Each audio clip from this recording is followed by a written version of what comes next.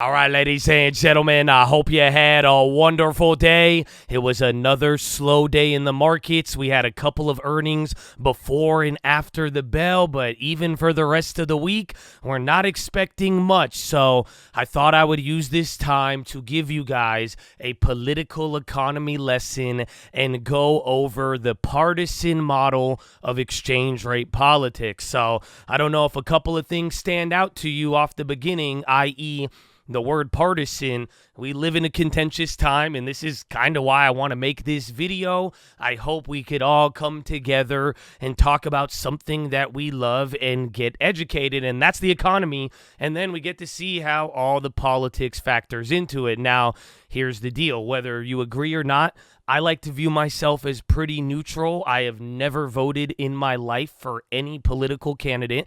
I do have my degree in political science, and the book that I'm going to be reading from, I do have a breakdown for you, and I want to make it simple in a Josh version, but I will be reading you a couple of excerpts, and this is a book that I studied in college. So it goes back way back in the day, and I even made sure too, because how much things have changed in the world recently, especially in modern times, I made sure this book is still taught, and it is from Cornell all the way down to Stanford. There is an updated version, and I got it, and the thing that made me so overjoyed is that double checking and reassuring everything, this is all the same. So I do think this is something you can learn that you could keep in the back of your mind and with you throughout your whole entire life and economic journey. So I'm very excited about this. We are going to talk about a couple of different things, but Republican or Democrat, it doesn't matter, and I hope you want to learn. So this is going to be a lot of fun. I've never really done a political video on this channel. I have gone over this live a couple years ago ahead of the last election, so I think it's a good time. We'll put out a video, and hopefully we could get a nice little dialogue in the comments and keep it respectful, baby. It's all love, peace and love. So drop that thumbs up on the video. Make sure you guys are subscribed, and if you don't know, we are live Monday through Friday, 30 minutes before open, youtube.com/the stock market. We will see you there in the morning, baby. But let's get right into it.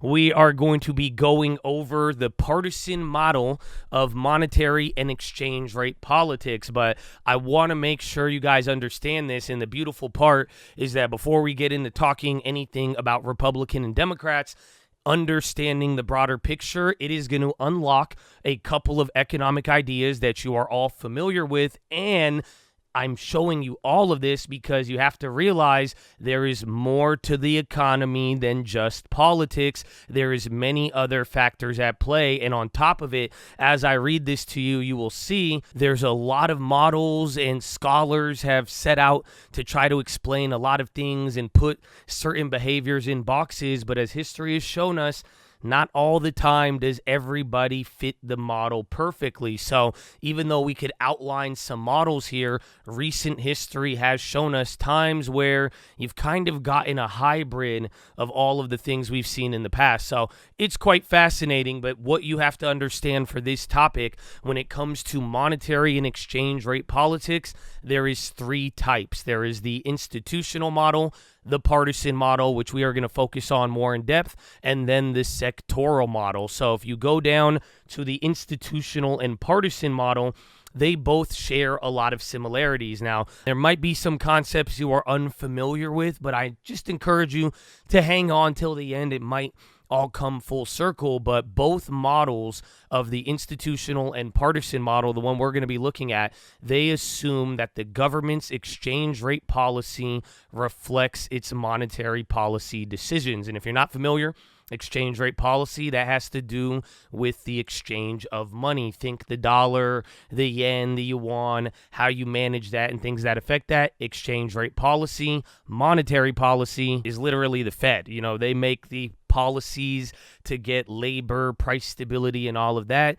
You have exchange rates, and then you have monetary policy, everything else. So That's the simple part, but what both of these things assume is that the exchange rate policy is going to reflect the goals of the monetary policy. In both models, they assume that all governments want to remain monetary policy autonomy in order to manage the domestic economy. So what that means is they want to dictate how to do their monetary policy without any outside forces. They want to be autonomous in how they go about employment and everything else within their nation. So what that essentially means is they want to be able to say, hey, this is our plan, and it doesn't matter what China does or what things happen in Japan or here and there, we are going to stick to our plan. I mean, literally think about right here, right now, literally look around the world. Everybody else, central banks, they're doing their own thing, but we have our own plan. We're going to long and consistent rates. And yeah, anyways, you get it. But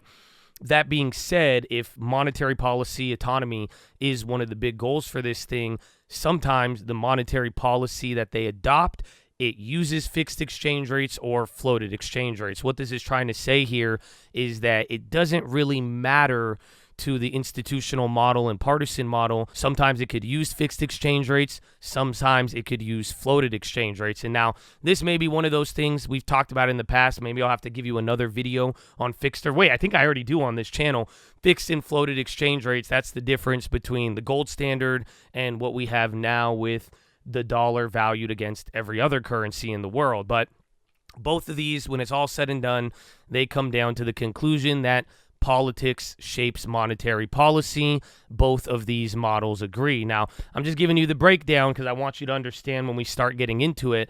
The sectoral model, now, this is the one, it has its own little differences, and it does kind of deviate from the other two because the sectoral model assumes that exchange rate policy is determined by competition between sector-based interest groups. So if you're not understanding how that's different than the institutional and the partisan model, they were thinking that rate policy is what is affecting monetary policy decisions. In this case, it's all competition between sectors. So that's the first one. And then the sectoral model, unlike the institutional model and partisan model, it does not assume that all governments value monetary policy autonomy more than exchange rate stability. In the sectoral model, it does not place this high emphasis on a country being able to hold autonomy in terms of dictating its monetary policy. It's saying that's not really the main goal. Some of you guys might agree with this one a little bit more because it instead assumes that each interest group values each side of the trade differently. Some groups are going to value exchange rate stability. Some are going to value monetary policy, and just vice versa. It's saying it is flexible depending on the competition and who is in control. So when it's all said and done and how they decide whether or not they're going to use fixed exchange rates or policy, this model is assuming that the government fixes exchange rates or keeps autonomy simply based off the power among competing groups. Now, here's the final point that I want you to understand. This is why before we start talking Republicans and Democrats, this is what you got to understand. This is the basis. We have to lay the foundation. All of the models agree that exchange rate policies emerge from political competition. So whether it's an election, whether it's a sector, an interest group, the institution, the political competition, this is where exchange rate policies are pretty much popping up from. It's not like they came up out of nowhere, and over time we've noticed as different countries have adopted things over time, that political competition has changed dramatically. So this is very important, and even more important, this is what I love about it, those two things. And when we bring up all of this, think about it. We're talking about exchange rates, monetary policy, all these good things in the process. When you actually go over the partisan model that I'm going to share with you, this is where you start talking about the Phillips curve. So have you ever heard the Phillips curve? A lot of people nowadays do say it is out of date. Even the Fed has said that, but it's that chart that shows you the trade-off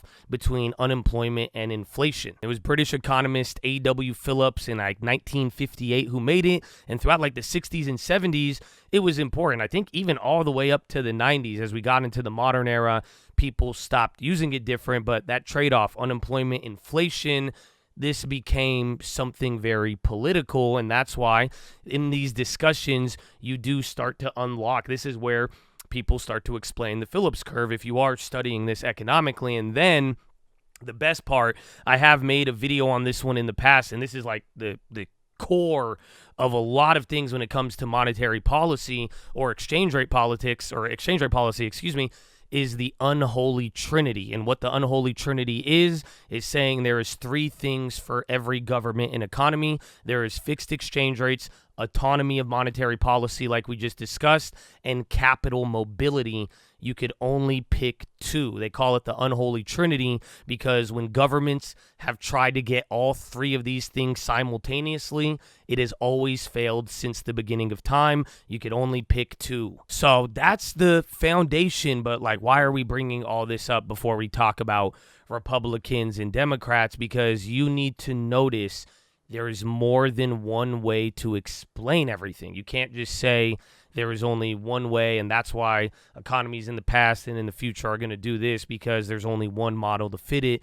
No, there's multiple models, and even then, by the time we all die, well, I'm sure they're going to have some new ones too. That's why I had to go back 20 years later and verify everything is still, up to date, and it was, which I liked, but the other part you have to really understand is these concepts of monetary policy autonomy, competition and interest groups, and then finally exchange rate politics. The dollar and the money flowing is literally the basis of all trade. That's why, to a degree, my whole life, we could talk politics all day, but knowing how certain things in government always trickle down to the end of the economy and trade, you got to keep all of these things in mind. And a lot of times I either see people focusing on the economy, ignoring the politics, or only focusing on the politics and ignoring the other side of the economy. So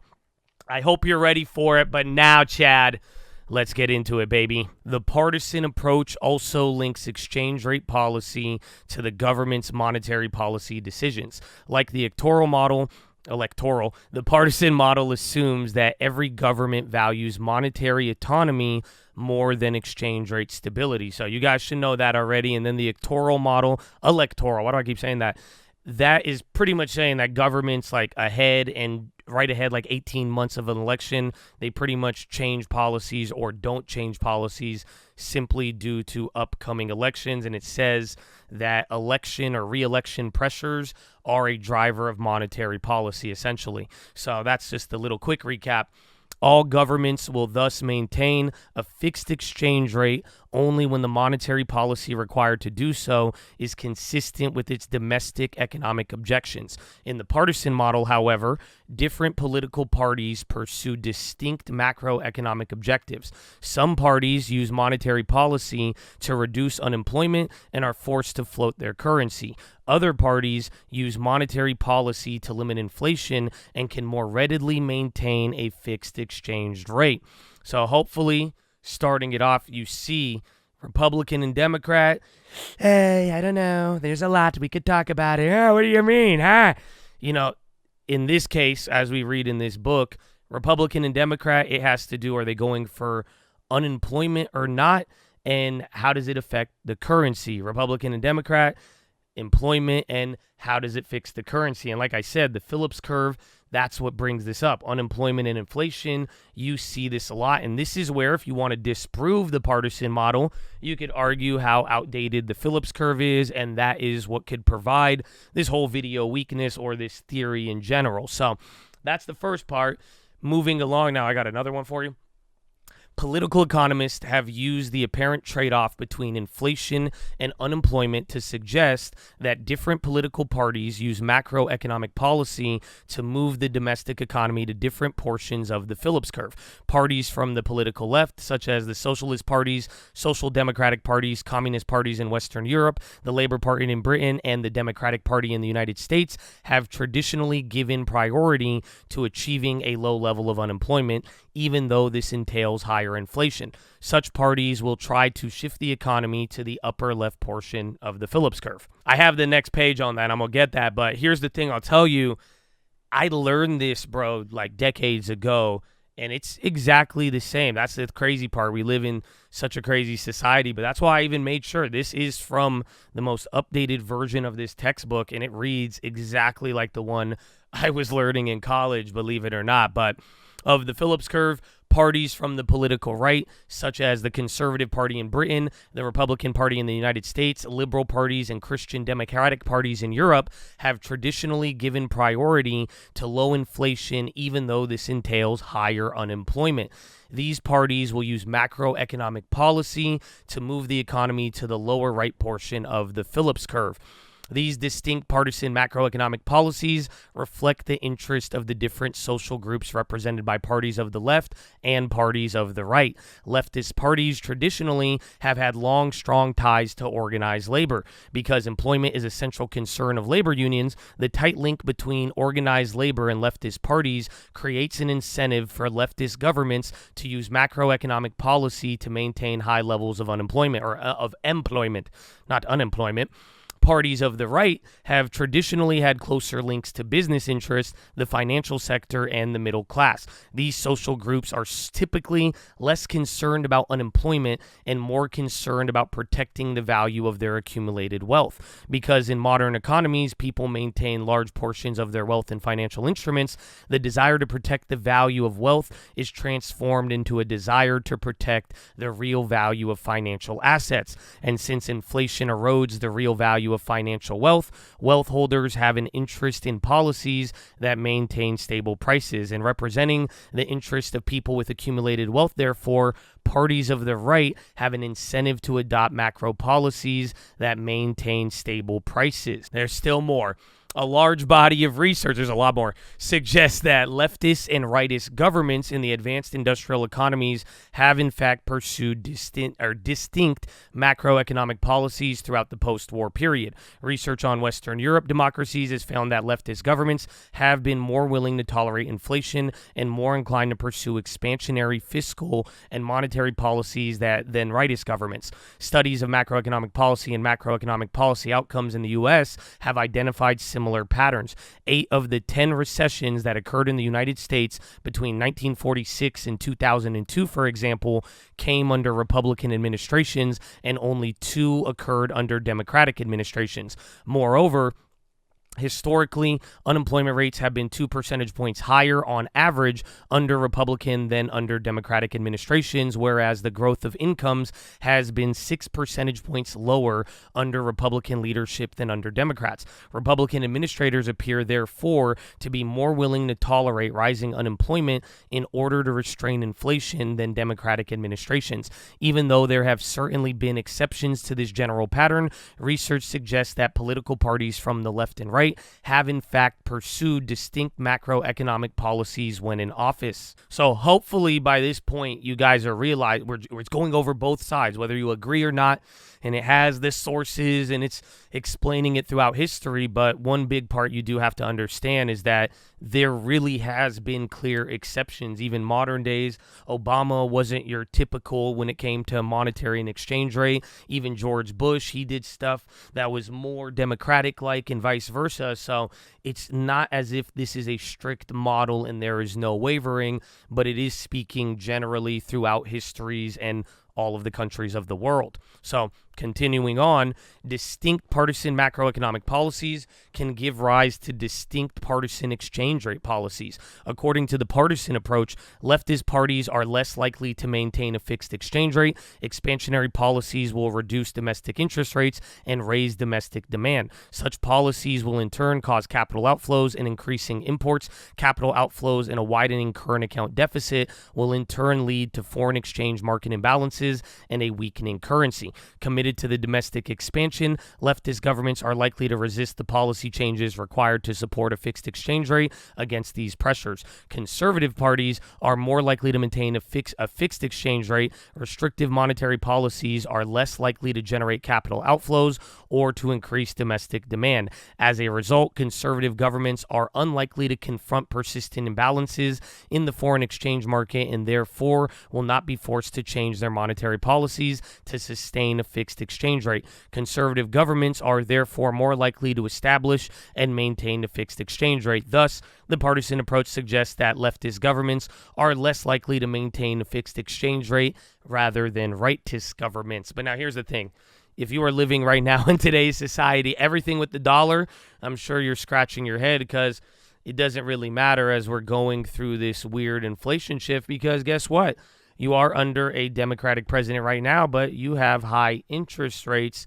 That should be fixing the dollar and making it do a certain thing, but that's not necessarily the same typical policy. But then again, we have inflation, and then that's from the other 4 years and everything else. So that one definitely gives you some food for thought, but continuing, the politics of macroeconomic policy in France between 78 and 82 nicely illustrate how changes in the partisan composition of government can affect macroeconomic and exchange rate policies. A center-right government led by President Valéry Giscard d'Estaing and Prime Minister Raymond Barre held office in France during much of the 70s. Giscard and Barre gave priority to reducing inflation.